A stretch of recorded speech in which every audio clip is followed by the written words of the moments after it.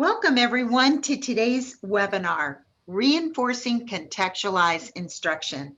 I'm June Rawl, the Director for Florida IPDAE, and I'm really happy that all of you are here with us today. Before we get started, I really wanted to personally thank all of you who participated in the Advancing Contextualized Instructional virtual workshop that we had. It was so great to be with all of you, even though it was virtual. We learned so much. I learned a lot too, and I hope you all did too. And I hope that you're making some great strides in planning your IET programs and integrating those entrepreneurial skills that we talked to you about, and even developing some project-based learning activities within your programs. As promised, you know, we always talk about IPDAE having a comprehensive view of professional development. So today is like the second part of the training, where we're going to give you some more insight on some things that we learned from the training, some survey results that we had, some key takeaways from each of the components of the workshops. We're going to talk a little bit more in depth about the logistical suggestions and ways you can really do IET in your programs, and some solutions to common issues, and more on developing your own set of those single set of learning objectives. So before we get started, I will remind you of a few housekeeping tips. You know that all of you have your microphones muted and you are in listen only mode. We are recording this presentation. It will be archived on the IPDAE website within 48 hours. All of the material that's presented today is already downloaded on the IPDAE website. So if you haven't already downloaded the PowerPoint, you can certainly go back there at any time and pull it up and share it with colleagues. If you do have a question, and we are going to ask you to get involved in this presentation with us, we're going to ask you to please type those questions, or when Ron asks you some polling questions, just put the comments in the Q&A option that is on your screen. Well, today's facilitator absolutely is no stranger to all of us. It's Ronald Cruz, the IPDAE statewide trainer and the coordinator for the Caribe Refugee Program in Hillsborough County Public School. So Ron, I know you have a lot to talk about, so I'm going to turn it over to you, and I'll be right here behind you. Thank you so much, June, and thank you for that warm welcome. I wanted to piggyback with June by saying welcome everyone to this afternoon's Wednesday webinars. And we've got a lot of information to cover today, so without further ado, I'm going to go ahead and get started. I also wanted to recognize the team of regional facilitators that has joined us in conducting this this virtual workshop throughout the state, namely Ms. Anthonyisha Jackson from Miami-Dade County, Ms. Ann Morgan from Pinellas County, Mr. Brian Bush from Broward County, Ms. Christine Briggs from Collier County, and Ms. Vanessa Nicholson from Orange County. I would like to thank the team of these esteemed facilitators for conducting the regional workshop with lots of great success stories. So thank you, all of the regional facilitators and all of your teams that you've organized to participate in the regional workshops. As you already know, this is our first time ever doing a regional workshop that is conducted virtually. Usually we would conduct regional workshop face-to-face, but due to the current pandemic, we're not able to do that. So we have been very innovative in developing and converting lots of our activities to work on a virtual setting. There were some challenges. It wasn't perfect the first time, but we definitely got through it. Participants in this particular workshop were strategically selected just because of the content that we've covered in the workshops. All of the materials have been provided to all participants in a digital format, which is again another new thing for us, because usually we would print them all out and create binders and folders for everyone during these workshops.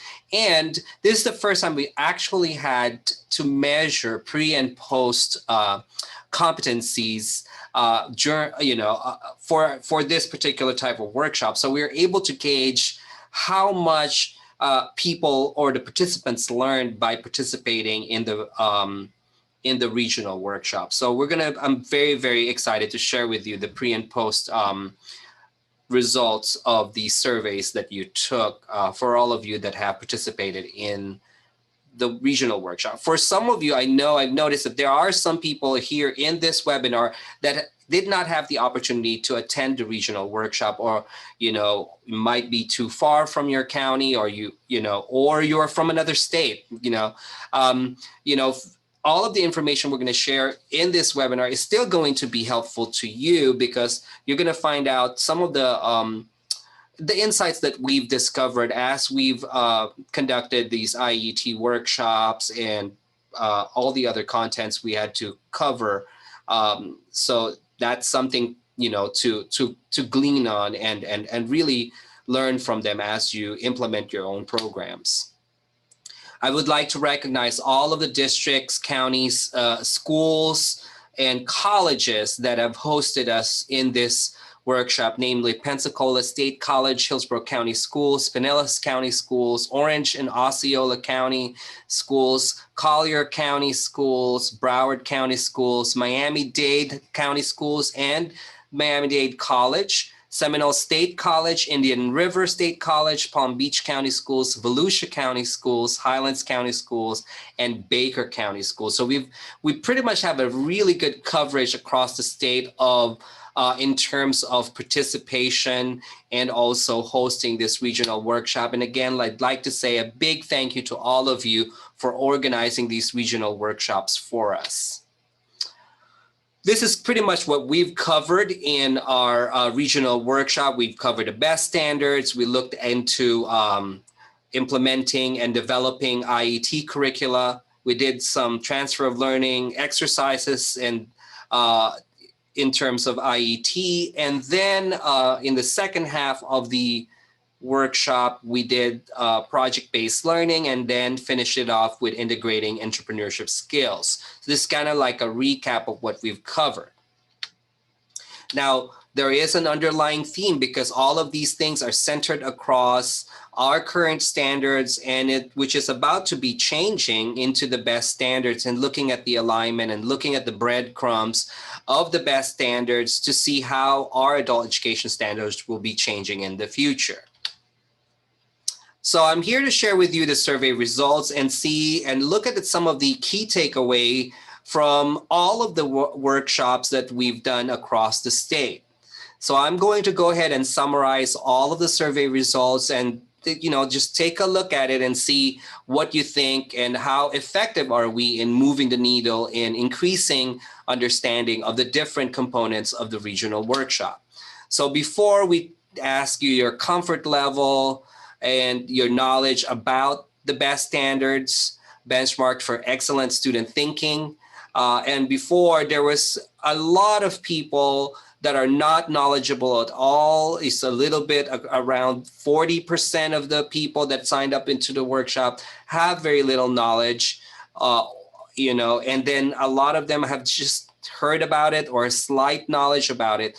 There's really very few that knew about the content of the best standards. So after the workshop, this is the result. So we were able to decrease the number of less knowledgeable people to a little bit more knowledgeable. Of course, like we said, we are going to be conducting a full unpacking of the standards once it's available, sometime in either the spring or late, early or late summer, so that everybody is aware of what or how our standards are going to be changing based on these best standards.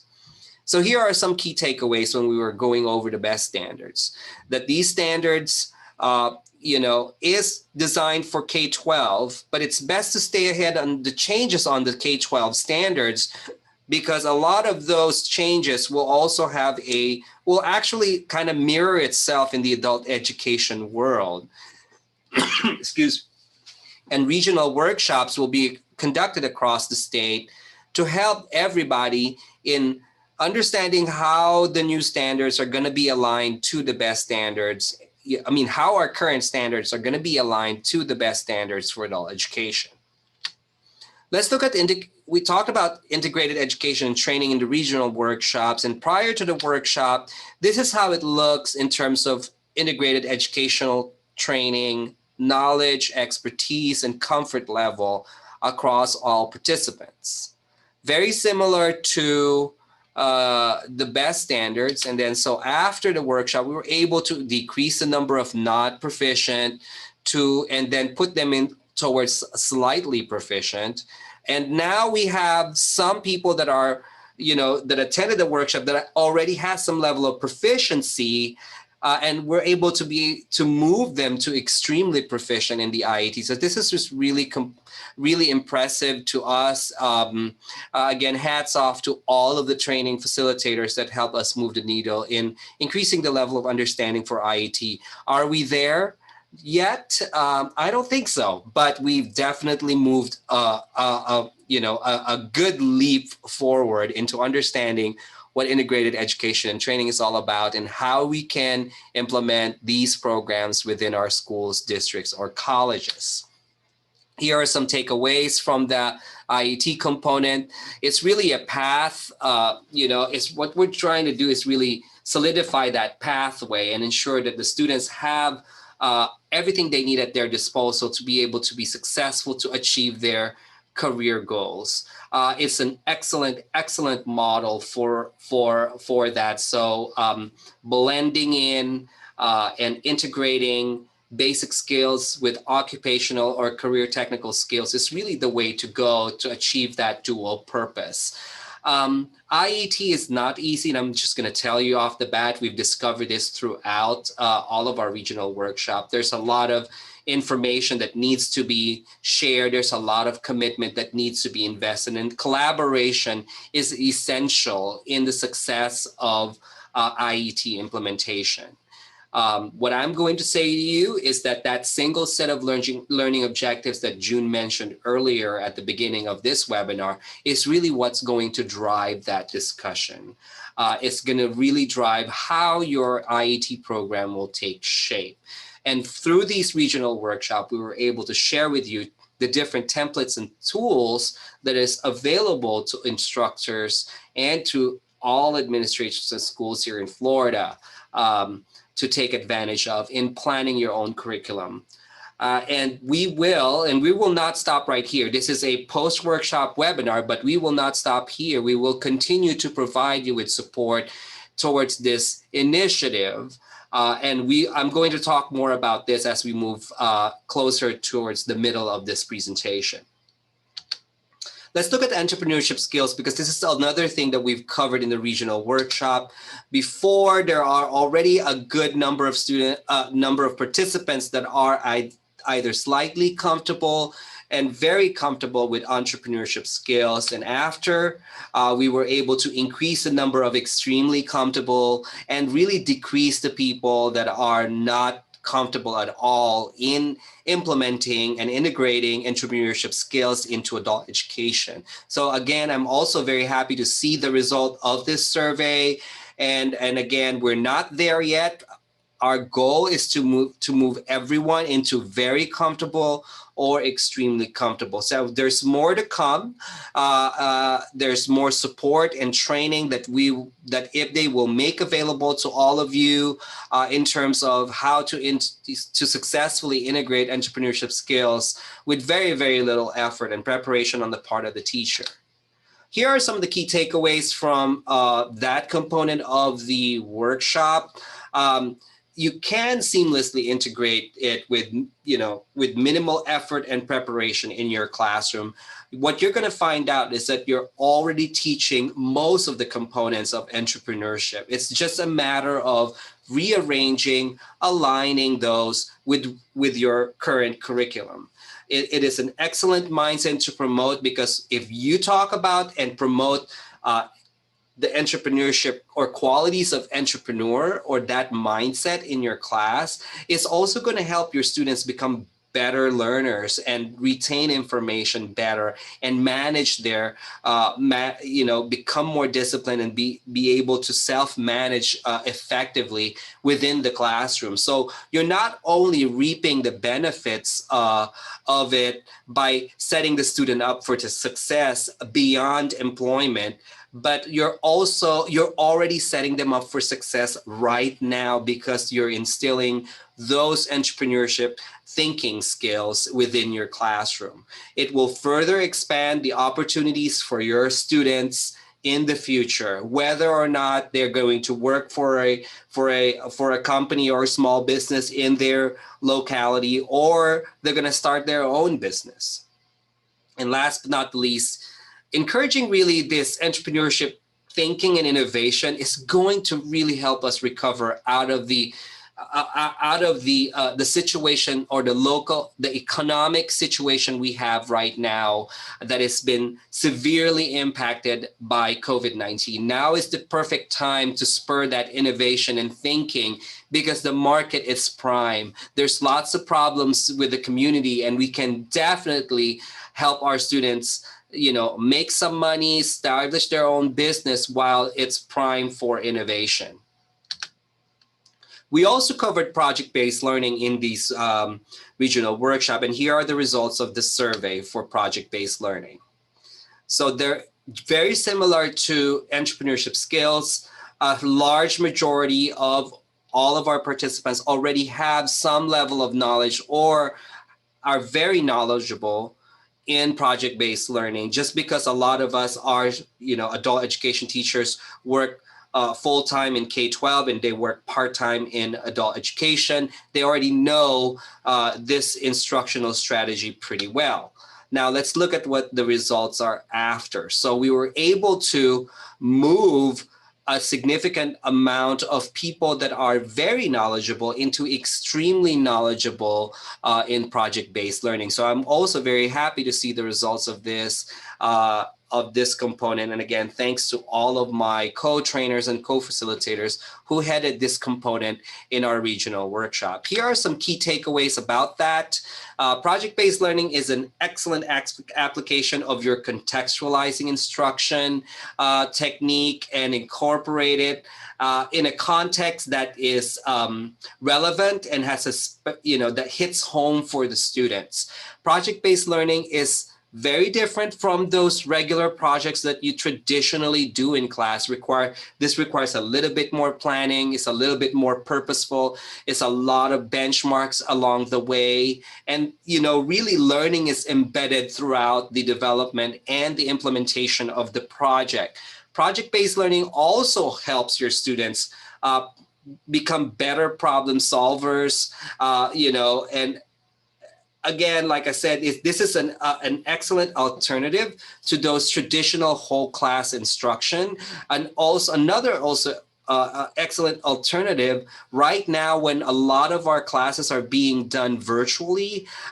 So this is how you can ensure that your students are continually learning, even though they are not with you in class or you're not able to see them on a daily basis, just like on a regular face-to-face class. So by doing project-based learning, you can ensure that the learning continues as long as the student is working towards that progress, towards that project-based learning. And with the technology, cloud computing, cloud storage, and cloud collaboration available to all, to a lot of the schools and districts, we can really harness that technology in helping us accomplish our project-based learning goals. This is really what I'm trying to emphasize here, is that we're already inundated with trying to balance multiple workloads as teachers. So what we wanted to do is we want to have less teaching, but rather have more learning while students are doing the project. So this is really kind of like the ultimate after effect of planning for a project-based learning activity. And if you are new to project-based learning and you have not done a project-based learning yourself, start with a simple project. We've shared you lots of resources and activities and links to places where you can get a repository of project-based learning activities that you can adapt and simplify based on your own teaching style and teaching philosophy. So please keep learning about project-based learning. This has a lot of potential in application, especially at this time when a lot of us are doing online instruction. Last but not the least is overall, we talked about contextualizing instruction. That's really in, what's the overarching goal of these regional workshop. And this is this is the results of the survey pre and post workshop in terms of contextualizing instructions. So as we can see, it still has the same shape before and after, but we can definitely see the movement between not proficient to slightly proficient and slightly proficient to very proficient, and then able to increase those very proficient participants to a little bit more extremely proficient in terms of contextualizing instruction in all of the 4 components of this workshop. Key takeaways in contextualizing instruction overall, whether you're doing IET, project-based learning, or entrepreneurship skills integration. What's important is that content, that you're presenting is divided between the content that's specified in the curriculum and the students' existing background knowledge about that particular topic. If you can strike the midpoint of those two, or the intersection of those two circles or those two sets, you have hit the right spot in terms of contextualizing your instruction. When selecting your content, keep in mind the needs and the backgrounds and existing prior knowledge of your students, and try to blend the two together so that you have kind of like a midway or a midpoint between the two. And so therefore students won't have to reach so far to try to understand the content that you're trying to teach at the same time. So really capitalize on the contextualized instruction strategy so that you can reap all the best results in your classroom. So I'd like to take a moment to pause right here and see what you think about, and if you have any other questions with regards to the 4 components that we've covered and in terms of the survey results, please feel free to type it into the Q&A tab or the chat box, and I'll be happy to respond to those questions or comments. I'll be pausing throughout this webinar to kind of address some of those questions. But let's talk about 2 of the biggest things that we just covered in these regional workshops. First and foremost is integrated education and training. Integrated education and training is, I think, like a 12 to 15, 16-hour course altogether to get everybody to learn about all of the ins and outs of implementing, developing curricula in integrated education and training.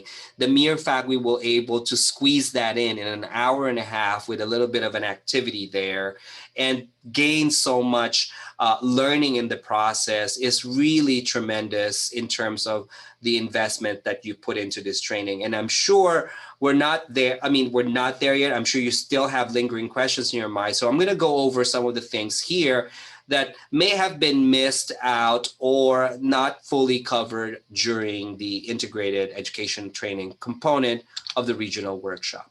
So one of the things that I really wanted to kind of spell out to everyone is a lot of you that already know about the IET are now thinking like, how does this IET program shape? What do we do? How do I start it in my own school, in my own district? What are the steps? What do I need to do in order for the wheels to start churning and to team my team up for success? So first of all, it's really important that your school, district, or college form your own IET team that's going to be responsible for this, for the multiple projects and the curriculum design that you're going to develop. So identify your IET team, and your IET team's composition is also going to dictate the success of that team. So make sure that you have administrative participants in your team. Make sure you have CTE and adult education teachers in the team. Make sure you have curriculum specialists and resource teachers that's going to deploy the resources and support while you're developing the curriculum and during the implementation of your IET program. So keep in mind that this IET team has to have enough clout, enough power within your organization to make those transformative changes so that the IET program becomes successful. Second, you need to identify what career technical programs you wanted to start an IET for. You can't just say, oh, I'm going to do nursing, like practical nursing, that's the most popular. There's usually a little bit more items that you need to kind of cross out or check off before deciding that a particular CTE program is the one that you're going to target. Keep in mind certain things, that what are my existing resources, not just which one is the most popular or in demand. Think about what's available in terms of the job market after. Think about again, your expertise in terms of your staff. All of these things have to align in order for your IET development to become seamless. Once you've identified your IET program, go through the tool that we provided you, and we're also again providing this to you in the handouts for this webinar. The tool number 1, examining the targeted course. This is just going to help you find out what are the prerequisites for the IET program that you're trying to establish, and what is the exit criteria that you're going to use for that program, which are 2 biggest considerations in identifying which programs are going to be, because usually sometimes exit criteria is going to be the one that's going to derail you, midway in your program. So it's better to start looking far ahead into your IET program in planning before even identifying a career technical program to adopt as an IET program. Once you've decided that your IET program has been once it's the IET program or the CTE program has been decided to be the IET, plan the class structure. How does that look like? And we provided you another tool, in your handouts that you can use in determining how long the IET program is going to last by aligning side by side your ABE or ESL program across your CTE program. So you can see, okay, if one runs shorter than the other, the total amount of instructional time for both, where is the instruction going to happen? Does the student will have to take 3 buses to attend to their CTE program to get, across? Those are all logistical questions you need to ask. Identifying who are the instructors, how often does these instructors meet, how often does the class meet, and all the other notes that you need to provide in order to be to have all of the information available at your fingertips. This is especially useful when you're discussing your IET plan, curriculum, and implementation to your staff who's going to implement these programs.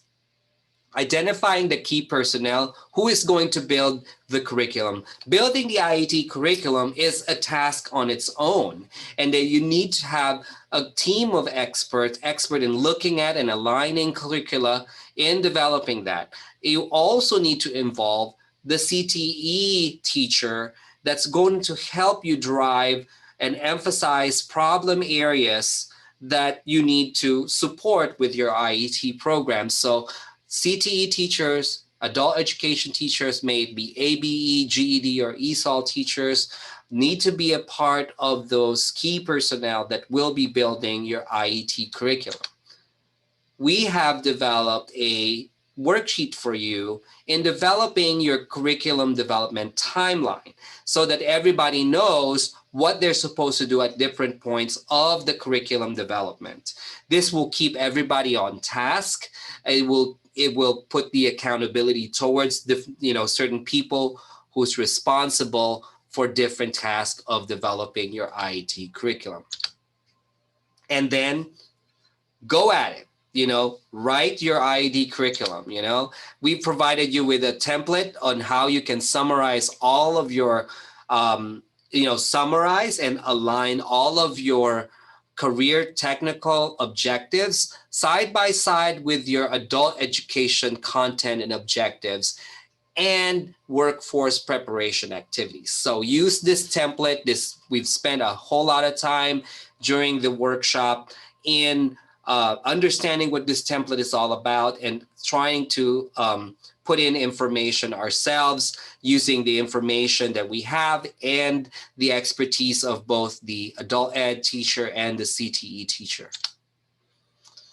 Once you've finished developing your IET curriculum, it's time to procure all of the materials you're going to need for the IET curriculum. Are you going to need materials, to duplicate or replicate some of the CTE materials and resources in the adult ed side? Are you going to adapt a digital platform to support? All of those considerations are coming into play when you're procuring all of the materials for the implementation of your IET curriculum. And then last but not the least is to use your IET curriculum that you've developed, this template too that you've completed, to drive the collaboration between your CTE teacher and your adult education teacher. Again, I cannot emphasize this enough. Once the IET curriculum is done, that does not mean that the ABE and the CTE teacher will stop talking to each other because now they have a document to work with. No, the communication should continue and the collaboration should continue as you go forward because it's not going to be perfect the first go around. So we have provided you with another tool that's going to help you in dividing the labor and identifying key points for collaboration between the CTE teacher and the adult education teacher. What we recommend in the workshop is that the ABE, GED, ESOL teacher collaborates with the CTE instructor, looks at the curriculum, talks about how the class was implemented at the planning stage, at the instruction stage, and at the assessment stage. So it's at the beginning, at the middle, and at the end of the program, at least to kind of revisit your IET curriculum so that you can make the necessary adjustments to the curriculum for upcoming years of implementation.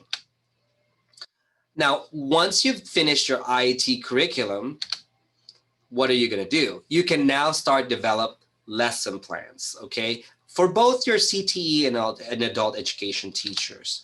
So we have developed a lesson planning template for you to use. Again, these templates are available in the handouts to this webinar. So you'll be able to get all of these templates by downloading the webinar handouts from the IPDAE website. And then, of course, once you've developed lesson plans within your districts or your schools, then it's time to train the teachers on how to implement the curriculum, how to build lessons, or how implement sample lessons that you've developed. Then you're ready to start. Start your IET program, implement the curriculum. You don't have to have a full set of lesson plans at the beginning. This is the beauty of it. You're building the curriculum, you're building the lesson plans as you go.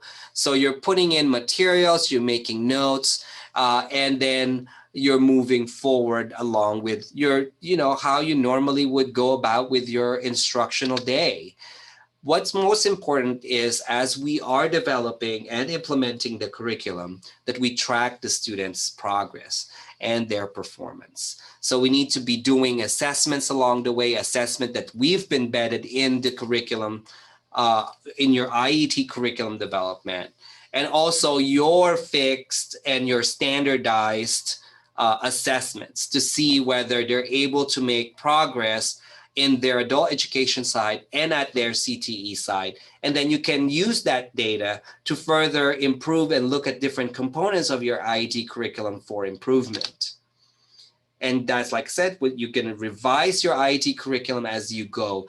The curriculum should be a dynamic document that is driven by the conversations between the career technical educator and the adult education teacher.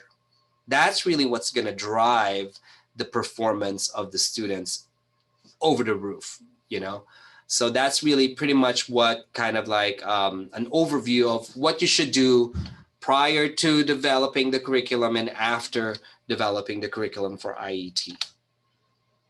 So with that said, we did a transfer of learning activity. We modeled the activity together. We provided you with all, with facilitators. We made sure that there is a CTE expert in each of the teams to facilitate and model that conversation. I'm just very impressed with a lot of the conversations and the network and the bridges that we formed during the transfer of learning activity. This really helped clarify what IET really means to all of our participants.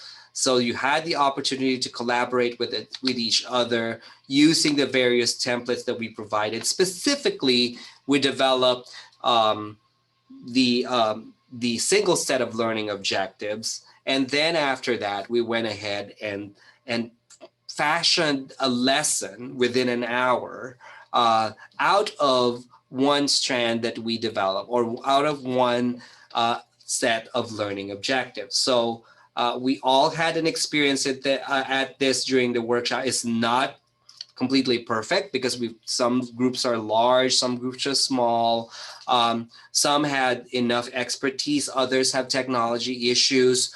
I'm sure those things are going to be worked out when you start doing it at your own schools or district or colleges, because then you're going to have your own platform for collaboration.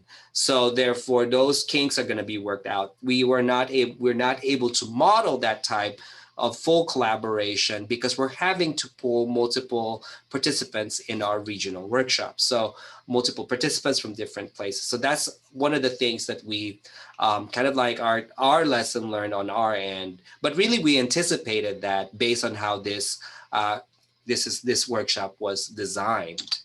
All right, so during the transfer of learning activity, all of you had the opportunity to learn more about each other's practice. So the CTE teacher learned a little bit more about the adult ed side and vice versa.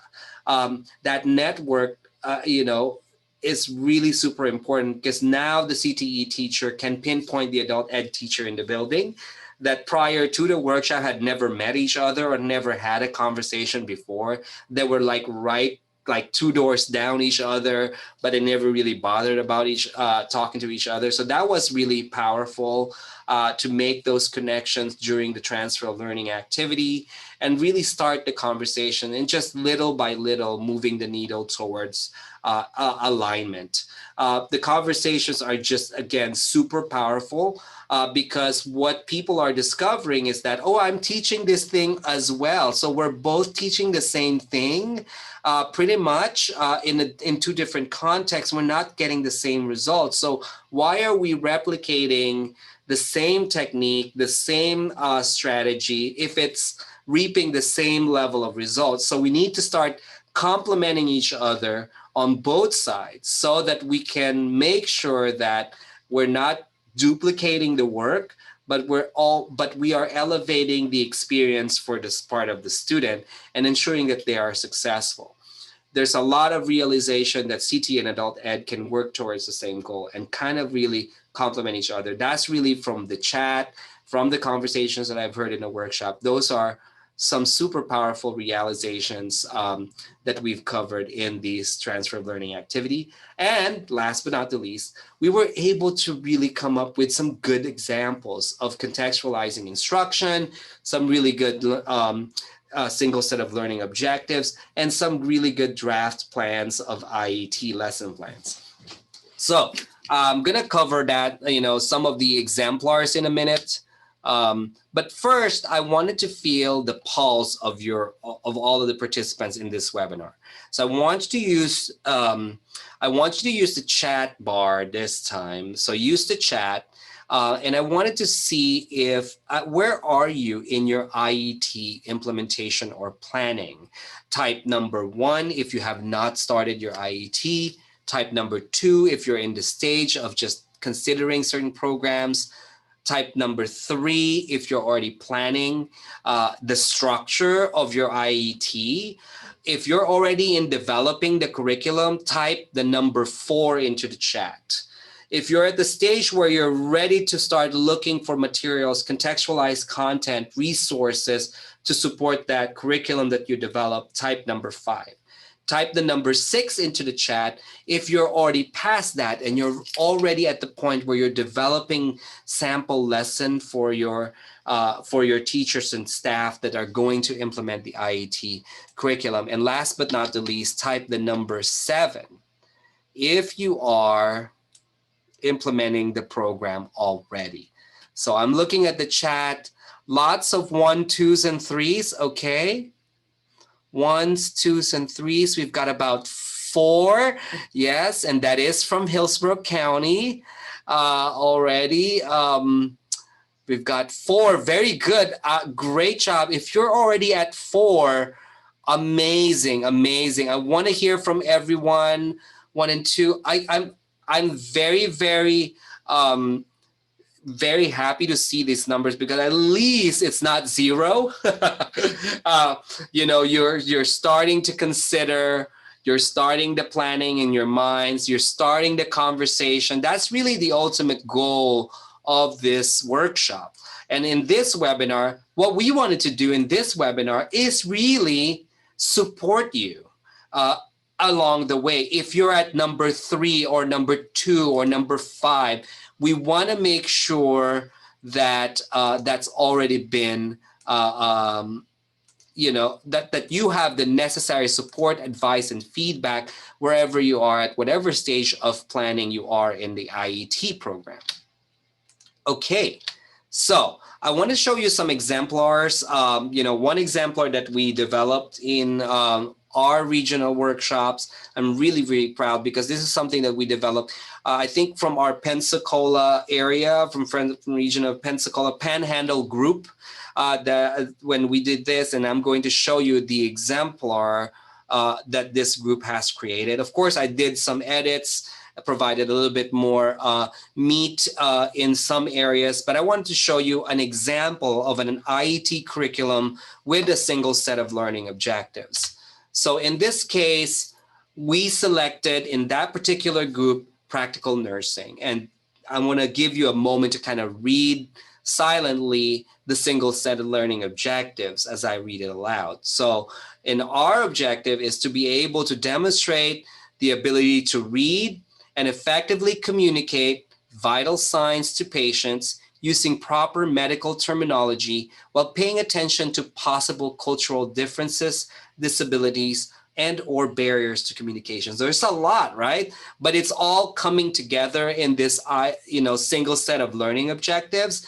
And if you want to know what competencies in the standards for CTE that we're trying to address, that's all listed on the column to the right, where we're going to demonstrate accurately measure, document, and report vital signs, identify characteristics of successful and unsuccessful communication with the patient, including communication styles and barriers.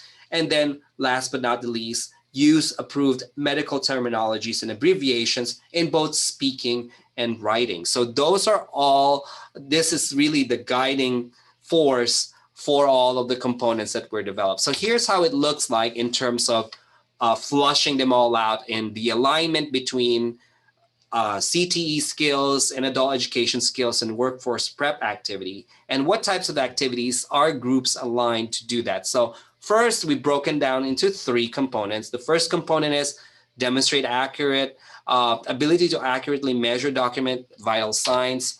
So we identified the math and the ELA components in that. There's going to be measurement, understanding scales, writing measurements, comparing numbers, understanding between customary and metric.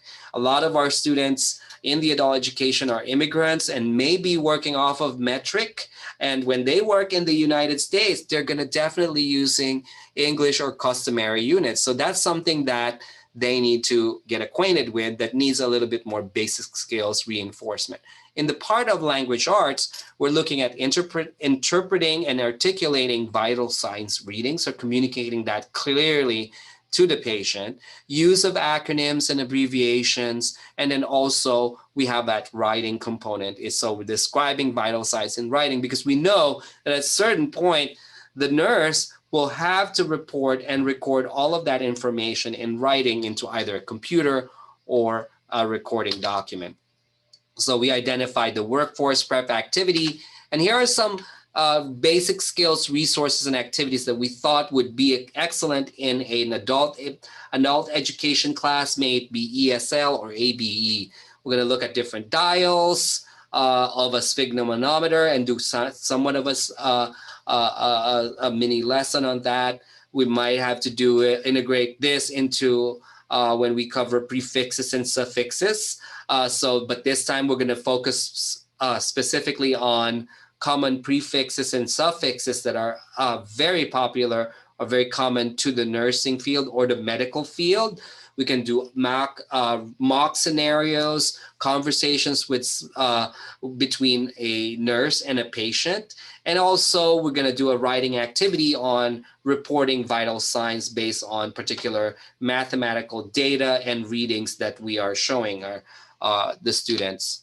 And then here are some of the assessments that we developed. So we repeated that process of flushing out what this is going to look like in the classroom and providing the teacher multiple ways or multiple resources and activities they can pick from that they can easily slide into their current lesson that they've already planned for in adult ed. Now, here's what we did for the second component. We broke it down to between math and ELA competencies. We looked at critical thinking. We looked at workforce prep activities in there as well that we can integrate into the classroom. And here are some of the activities that we thought would be really helpful in promoting those math and ELA standards or math and ELA competencies that's critical to this career technical field. So we did a common acronyms and abbreviations in the medical field, mini lesson on adjectives, because they're going to be using lots of adjectives in here, but adjectives that are specific to the medical field. We're going to look at medical mini lesson on place value. So this could be integrated in place value when you talk about place value in math, because they're going to need to pronounce those numbers correctly. Maybe do an exercise on mock exercise on effective and ineffective communication. Maybe look at some videos and analyze which one is effective and which one is ineffective, and provide feedback as to how the nurse can improve the level of communication between him or her and the patient. And then last, we did some basic skills assessments that would align to those activities. We did the same thing for the last component. Very, very similar to what we did, watching videos, looking at prefixes, suffixes, maybe even incorporate some worksheet or ask students to create a mini glossary of medical terms or a word wall of medical terms. So things that we already do in the adult education's classroom, but just immersing it more into the field of nursing. So this is kind of like an overview of what happened in most of our transfer of learning activities during the regional workshop. So this is kind of like a good example for you to start with. Make sure, put as many basic skills resources, many skills and competencies as much as you can, so that adult education teachers have multiple ways to enter or create make these components stackable so they can easily take from the curriculum frameworks and plop it into the IET lesson plan. So should be like, for example, in this case, here are some of the things I wanted to do. I like these components of the activities. I like these resources from the single set of learning objectives. So I can simply plop it into the lesson plan template, copying, pasting the information in there, and formulating a seamless lesson on vital signs. So I know that IET poses a lot of challenges for us. So I wanted to know and make sure, I wanted to pose this question to all of you. What are some of the problems and challenges that you're encountering so far in your process of developing your IET curriculum? So please use the chat or the Q&A tab, preferably the Q&A tab. But if you want everybody to see your question, then you can use the chat button as well. But I wanted to see what you think. What are the challenges that you're having so far with your current IET development? While you're doing that, so keep typing in there. While you're doing that, I'm just going to go over some of the common, and I'm going to anticipate that some of the challenges that you may be typing into the chat bar right now. A lot of the people that are at number 1 or at number 0 of on the scale of their IET development is that they don't know where to start. It really starts from forming your team and designating a point person. And the sole task of that point person is to drive and facilitate the development of your IET program between programmatic, logistical, and also your curriculum. Another thing that's going to be challenging is finding a common planning time or joint planning between your CTE side and your adult ed side, which usually have very different schedules, very different calendars, and things like that. So you don't have to, my suggestion to that is you don't have to meet so every day. You just need to carve time at some point. It could be as few as 3, 1 at the beginning of the term, 1 towards the middle, and then 1 towards the end of the term. Those are really a good starting point for common and joint planning or joint collaboration between your CTE side and your adult education side. Lack of resources is always a challenge for a lot of us. So what we're going to suggest to you is to start small. Consider the resources that you already have when you're on the stage of your planning. So don't plan so big that you're going to have to purchase this, purchase that, get this, collaborate this, invite this person in. You don't want to do all of that. I know that all sounds good, but that's where you want it to be, especially for smaller districts, districts that have less funding for IET programs or less resources for IET programs. What I suggest you do is to start small. Capitalize on the existing resources that you already have. Form, and allow that team to do the problem solving for you. And then here's another challenge that we have is issues in forming student cohorts. Building that cohort is a challenge. So start with building a solid IET program first with the curriculum, logistics down pat, and then advertise it to the community. And if it's a solid program and a solid implementation and students will hear about it, especially if you start with your small cohort at the beginning, word of mouth would spread and your students will come and flock into your IET program because of really the design kind of like purposeful design towards success, build upon, capitalizing on time here and also making sure that the students have all the sources and support for them to be successful in their career technical program. So I'm going to turn it over to June to see if we have any questions into the chat that we may be able to address here. Yeah, Ron, there's a lot of people commenting in the chat in the Q&A. First off, there's a lot of great accolades for IPDAE for getting the ball rolling on this. So thank you so much. We appreciate that. They really like the steps for setting up the IET program that you talked about, because a lot of people just don't know how to actually do this. There are some questions about trying to convince the test prep teachers that they need to become more like IET teachers. You Okay. want to respond to that? Yes, I do. I definitely wanted to respond to that.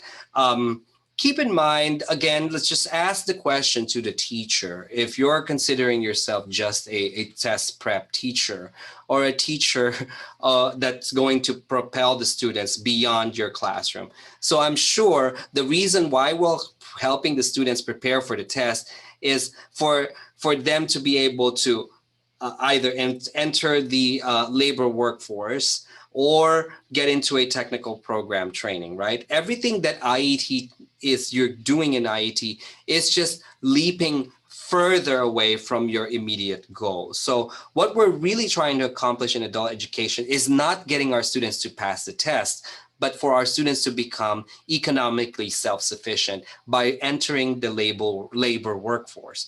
Teachers at a certain point, at some degree, are already IET teachers, because I know a lot of us are not just teaching to the test. I know the test is important, but really and truly, without any kidding, a lot of our teachers teach beyond what the test is calling for. So this should not be a competition between the test and IET. It should be a complementation between the two. Do we have any more questions, June? Yes, we do, Ron. There's also a lot of questions about the collaborative efforts here, the lack of that, and really, pulling all those resources together to make it happen. Do you want to talk about that a little bit? I do, and I do have some slides on that as well. So lack of resources, IPDAE, IPDAE is really planning on housing a lot of these exemplars into one central location. We're thinking about developing a career connections channel embedded into the IPDAE website, where people can access sample lessons, sample curricula of various IET programs. Of course, that's going to be all, it takes some time to get those done, but that we are starting the conversation to get that into the works, because we know that people need resources. In terms of getting people together, again, forming your IET team is the most critical part of that, and making sure that you got people in that IET team that can make things happen. If you don't, then nobody's going to push that IET program other than yourself. So it has to be a team effort. This requires really, truly a village here, June. Do we have any more? You know what, Ron, I just want to address one more because of the timing, but we do have a lot here that we will address at a later date.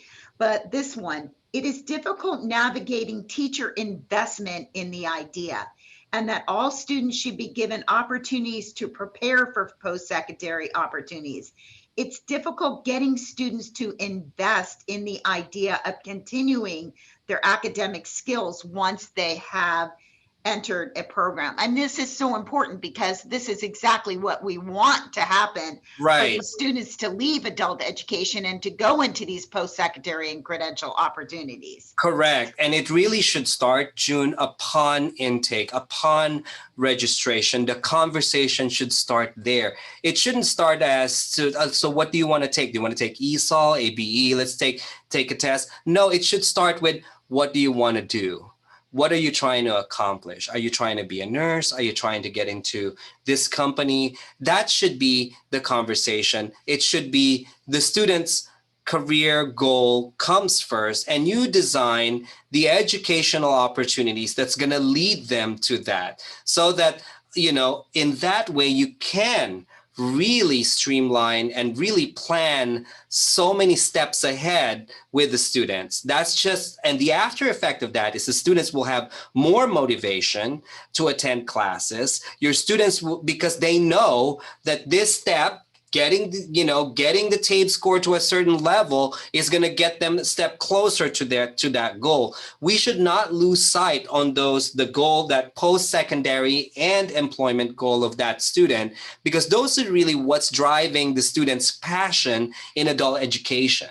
They're not signing up for adult ed because they want to get their TABE score up to 900. No, I mean, there is a goal beyond that. So really and truly, the conversation in IET should start upon enrollment, upon the first contact with the student, and say, hey, what do you want to be? There's a program that we have that's going to really prepare you get you into nursing and get you employed into this hospital as quick as possible. And if you start the conversation right there like that, the student is going to be 2, 3, 4, 5 times more motivated to get into your program. And you're going to prevent that drop off where the students is going to lose interest in a particular program because they probably, for many, many life reasons, you're going to have more determination on the part of the students because they know that they're working towards a goal beyond adult education. So I know we've got lots of questions. Keep those questions posted. We're going to try to respond to that. But we want to make sure that we want to announce this, that we are going to conduct dedicated, we're going to make this available throughout all of the districts. If you're interested, your district is interested, you can sign up for a dedicated consultation session. It's important that once you've formed your team, you can sign up for this consultation session and then at least complete steps 1 through 4 of the IET planning that I covered here. And then we're going to help you with the rest. We're going to help you brainstorm. We're going to try to address certain issues, logistical, curriculum questions that you may have, getting your people more acquainted with the process and getting to know how to really maximize the use of the tools and templates that we have. And then after that consultation session, you'll be ready to start formulating your IET. So these sessions are designed for about 1 hour. So we want you to please prepare. If you're going to email junrol at jrol@irsc.edu, please have your team ready and have some, idea of what you're planning to do so we can steer you towards the right direction. So don't wait because we only have very limited slots for these consultation sessions. Well, we're planning to start these consultations next month in January. So please email Junrol directly if your district is interested in signing up. I think we've already had part of the open discussion here at this point. What I wanted to cover is lastly here is that we are going to continually provide you with ongoing support with entrepreneurship and innovation. We've done one in December. We're doing another entrepreneurship and innovation training in January in the form of a webinar. So please tune in into the IPDAE website and sign up for those webinars that align to these IET and also entrepreneurship initiatives. And here are other stuff that we're trying to put together for you that's really going to help you formulate your IET programs in the future or as you move forward.